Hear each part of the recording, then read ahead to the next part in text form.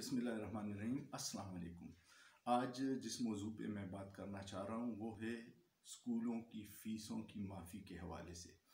پنجاب اور سندھ گورنمنٹ نے 20% اسکول کی فیس میں معافی کا اعلان کیا ہے، جبکہ ابھی تک KPK گورنمنٹ اور بلوچستان نے اس حوالے سے کوئی اعلان نہیں کیا۔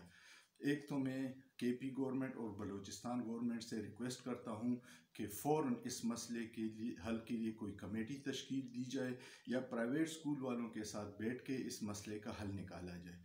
دوسری بات جو میں حکومت کو بتانا چاہ رہا ہوں وہ یہ ہے کہ لوگوں کے کاروبار 100% بند ہیں اور آپ نے فیس میں ریلیف دیا ہے 20%۔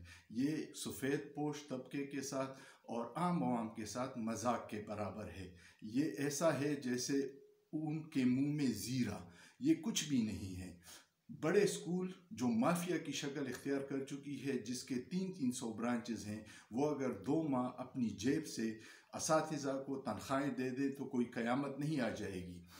اس کے علاوہ جو چھوٹے اسکول ہیں ان کے لیے بھی ایک طریقہ کار یہ طے کیا جا سکتا ہے کہ وہ اگر بچوں کے فیس معاف کر دیں تو ان کی تنخواہیں گورنمنٹ اپنے خزانے سے دے دے۔